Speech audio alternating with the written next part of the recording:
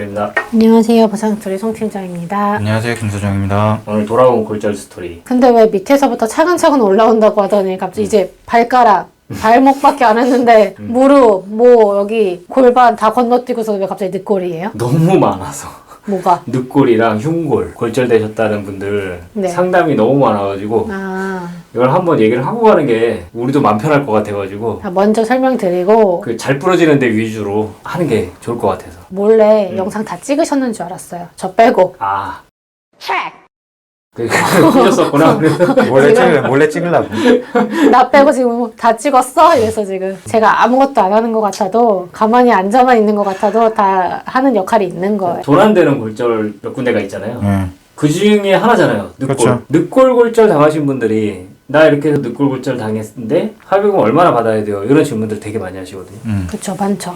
불편한 부분 중에 한 군데죠. 제가 옛날에 골프 치다가 여기 갈비뼈 하나 부러진 적이 있었거든요. 근데 한 초보들이나 3개월 고생하더라고요. 꼼짝도 못하는 게 한 달. 숨 쉬는 게 좀 불편하죠. 숨 쉬는 거 불편하고 돌아눕는 거 안 되고 몸통 움직이는 거 안 되고 그러니까 뭐 일을 할 수가 없어. 일상생활이 아예 안 돼요? 아예 불가능한 건 아닌데 되게 힘들어요. 그런 면에서 보면은 사실 돈 안 되는 골절이 맞아? 이런 생각이 들기도 하거든요. 뼈가 얇기 때문에 수술하는 부위도 아니고 수술하는 경우를 보기는 봤는데 네. 거의 수술 안 하고 보존적 치료죠.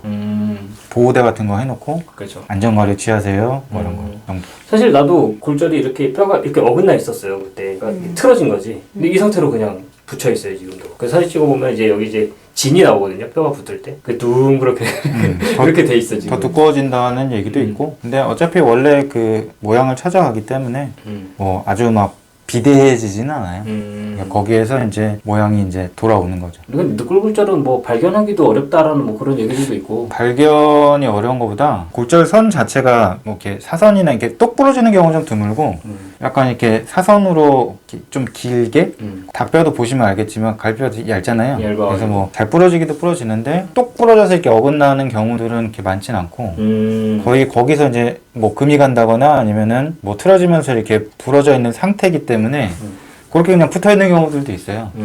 처음에는 엑스레이 상으로도 잘 확인이 안 되는 경우도 있고 근데 나중에 좀 시간이 지나서 이제 보통 골절되면 한 2주에 한 번씩 엑스레이 찍잖아요. 그렇죠. 그때 이제 골진이 나오는 분들은 확인되는 경우도 있고 만약 그렇지 않아서 또 계속 아프다 라고 하는 분들은 뭐 CT상에 이제 확인이 된다거나 미세하게 이렇게 골절이 좀 더 정밀 검사를 해봐야 이제 나오는 경우. 그렇죠. 뭐 추가적으로 뭐 본스캔 같은 경우도 하기도 하고요. 실질적으로 늑골 골절을 당하셨다는 분들 상담을 해보면 엑스레이로 발견되시는 것보다 다른 계속 통증을 이제 호소하니까 다른 검사들 뭐 CT나 MRI 이런 걸 찍어가지고 나오시는 분들 되게 많아요. 네. 그러니까 그런 경우는 골절이 심하지 않은 상태라고 보시면 되고 그러니까 선만 이렇게 그렇죠. 미세하게 보이는 거죠. 네. 골절이. 골절이 심하지 않은 상태인데 아까 말씀하셨듯이 이제 흉곽이잖아요 이게. 그 숨을 쉬고 폐에 이제 공기가 들어오고 하면 이렇게 늘어나면 이 케이지가 늘어나면은 통증이 오는 거죠. 이게 압박이 되면서 눌리니까. 그러니까 그 부분이 아프고 다시 이제 내쉬면은 좀 줄어들면 조금 덜한데 아무튼 불편하죠. 그러면 이렇게 늑골이 골절이 됐다. 그러면은 합의금은 어떻게 계산을? 합의금은 그냥 단순 늑골 골절은 네. 개수로 따지거든 개수. 개수 몇 개수, 개가 골절이 됐느냐? 2개 이하, 네. 1개, 2개다 라고 하면은 9급. 9급. 네. 디스크랑 똑같네요. 네. 3개 이상이면 8급. 8급. 뭐 7개, 8개, 뭐 12개 부러져도 어쨌든 8급이에요. 8급. 네. 그럼 그렇게 뭐 상해수도 높진 않네요. 네, 사용급수가 높진 않죠. 그러니까 그게 아까도 말씀드렸지만 뭐 수술을 요한다든지 특별하게 이제 뭐 기술적인 부분이나 이런 부분이 따로 처치를 할 수가 없어요. 부위 자체는. 그런데 이제 만약에 그 뭐 골반골도 마찬가지로 골반골 골절돼도 뭐 특별하게 급수 자체가 높진 않잖아요. 안정적인 골반골 골절은 그냥 8급이니까. 근데 그 안에 이제 내부 장기가 있단 말이죠.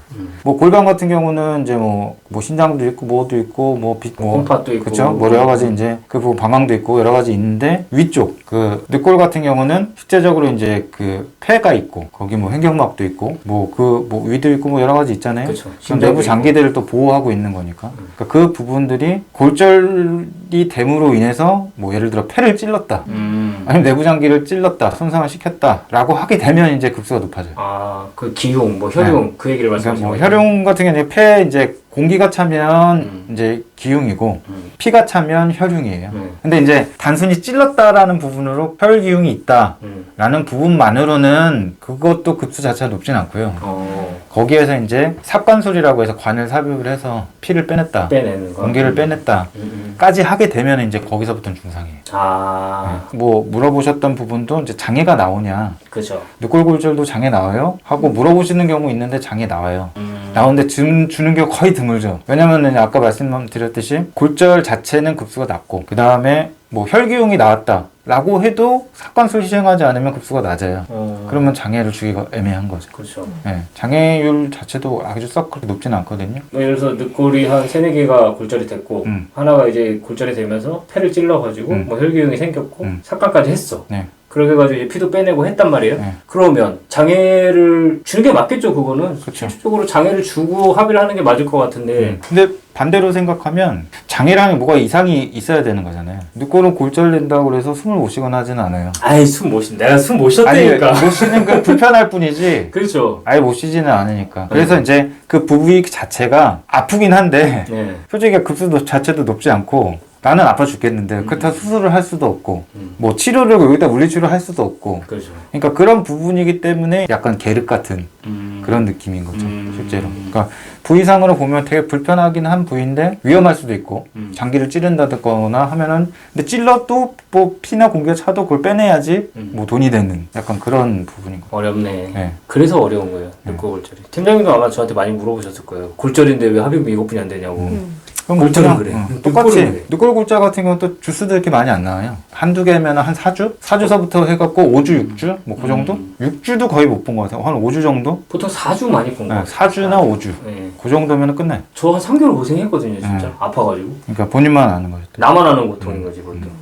디스크랑 비슷한 거지, 뭐. 그렇죠. 그러면 장애를 주겠다고 한다면 몇 프로를 보통 줘요? 장애는 10% 한시. 한시? 한 1년, 2년? 1년, 2년. 아, 근데 뭐 2년, 3년. 근데 요즘에는 주는 경우도 거의 없을 거예요. 실제적으로. 저도 실무하면서도 한 번, 두 번? 뭐. 실무하면서 거의 접은 적 없고. 저는 나와서 받은 적이 한 번인가 두 번 정도 있어요. 보통 이제 늑골골절이 되면은 보험사도 합의를 할 때부터 향치로 합의를 많이 하지 장애를 주고 합의를 하는 경우는 거의 없었던 것 같거든요. 금액이 어느 정도 이제 되려면, 그러니까 그거는 이제 자동차 상해였는데 어쨌든 처리할 때 하나는 장애 받았어요. 근데 혈기형 다 있었고 삭관술 다 했고. 아, 그러니까 장애가 네. 많겠죠. 예를 들어서 뭐 늑골 몇 개 있어? 12개 있나? 늑골이 한 6개가 나갔어. 네. 근데 뭐 혈기용이나 이런 부분까지는 없어도 네. 근데 사실 6개 정도가 나가면은 진짜 엄청 힘들 거 아니에요, 이 사람. 힘들죠. 네. 그러면은 이런 분들 같은 경우는 장애를 주고 합의를 하는 게 맞겠죠. 그럼 장애가 그러니까 안 금액을 나와요. 합의금을 만들어야 될 거 아니야.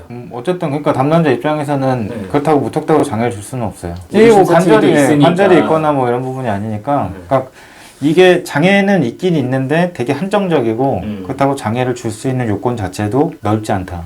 근데 실질적으로 뭐 다발성 골절에 대해서 소송을 해서 신체 감정에서 장애를 받았던 적은 있었어요. 그러니까 혈기용은 없었어도 늑골이 여러 개니까 그거를 준용을 해가지고 그 소장님 말씀대로 10% 한시장애를 준 적은 있었거든요. 그러니까 그런 식으로 이제 금액을 맞추는 거겠죠. 그렇죠. 결과적으로는 그런 거고. 요즘에 뭐 향후 치료비나 이런 부분 자체가 뭐 치료비들을 많이 오르긴 해서 그렇긴 한데 그래도 줄 수 있는 게 좀 한계가 있고 아까 말씀하셨지만 디스크 뭐 그런 정도 부분으로 보면은 크게 차이 나지는 않을 거예요. 아니, 그 두 분이 지금 말씀을 하시는 게 어쨌든 통증은 심하지만 장애가 없어서 돈이 안 된다라고 말씀하시는 거잖아요. 맞아요. 그러면 다 떠나서 가장 궁금한 부분이 그럼 늑골골절이 되면 도시록 노임의 경우 합의금을 얼마 정도 책정을 해야 되는 건지. 그러니까 뭐 관건은 그렇죠. 입원 얼마만큼 했는지. 보통 뭐 2주에서 한 달 정도 하는 것 같더라고요. 네, 2주 한 달. 한 달 하면 한 달 어차피 입원했다고 치고. 한 달 입원했다 치면은 일단은 뭐 한 200 깔고 가는 거니까. 쇼스를 200 깔고 가고. 나머지 나머지 향치 한다라고 하면은 담당자 입장 기준으로 하면은 한 4,500 정도? 4,500 정도. 4,500 정도. 실질적으로 한 400대에서 500대 정도 도시록 노임 기준으로 합의 많이 하시는 것 그것도 같아요. 9급보다는 8급에 예를 들어 다발성 그러니까 3개, 2개 이상 골절이 됐다 그러면 담당자가 하나 더 물어보죠. 혹시 내진탕 같은 건 없나요? 아, 그러겠다. 그러면 조금 조정의 여지가 있죠. 급수가 이제 하나 올라가니까 7급 되니까 갈비뼈 골절되는 경우가 차량 내 탑승자는 거의 좀 드물고 그 정도 이제 외력이 발생을 하려면 사고가 아주 작은 사고는 아니니까 뭐 자전거나 네. 오토바이. 보통은 자전거 보행자. 오토바이, 차대 보행자나 말씀하신 이륜차나 자전거, 그러니까 외부에 노출돼 있는 그런 분들은 이제 직접 충격에 의해서 골절이 되는 경우가 많아요. 듣다 보니까 디스크 디스크가 안 아프다라는 거는 아닌데 그것도 아픈데 어떻게 생각을 하면 디스크보다 늑골 골절이 더 불편하고 통증이 심하신 거잖아요. 근데 통증으로 얘기를 하자면 디스크 같은 경우는 좀 신경 증상인 거고 네. 그 저리거나 그런 마비 증상 아니면 이제 근력이 떨어지는 그런 증상들인 거고 이거는 직접적으로 골절 통증이니까 통증으로 얘기하면 다르지. 골절은 꾸준히 아파. 아니 근데 계속 아파. 골절은 뼈가 붙으면 낫잖아. 아, 근데 그렇지, 그렇지. 디스크는 안 나. 나니까. 디스크는 안 나오니까 그런 문제들이 좀 있는 거예요. 차이가 좀 있는 그냥 거지. 단순히 생각을 했을 때 디스크보다 늑골 골절이 어떻게 보면 사고 규모도 더 클 것 같고 그럴 수 있죠. 골절이 될 더 정도 이제 외력이 발생을 했다라는 더 거니까. 이제 불편하고 하니까 단순히 생각했을 때 돈이 더 많아야 되는 거 아닌가라는 생각이 들어서 근데 장애가 없다라는 이유로 적다고 하니까 그렇죠. 더 많이 줘야 되는 거 아니야라는 생각이 들어서 근데 그런 걸로 따지면 다음에 이제 소장님이랑 얘기할 주제 중에 하나가 외상후 스트레스거든요. 그 얘기하면 또 할 얘기 많아. 근데 외상후 갑자기 스트레스가 왜 문제인지. 안타까워. 얘기 나오자마자 소장님 표정이 어두워지셨어요. 안타까워. 외상후 스트레스 때 그때 또 한번 얘기하겠지만 늑골골절보다 더 안타까운 게 외상후 스트레스니까. 다 정리됐나요? 오늘 영상 여기서 마치도록 하겠습니다. 감사합니다. 감사합니다. 감사합니다.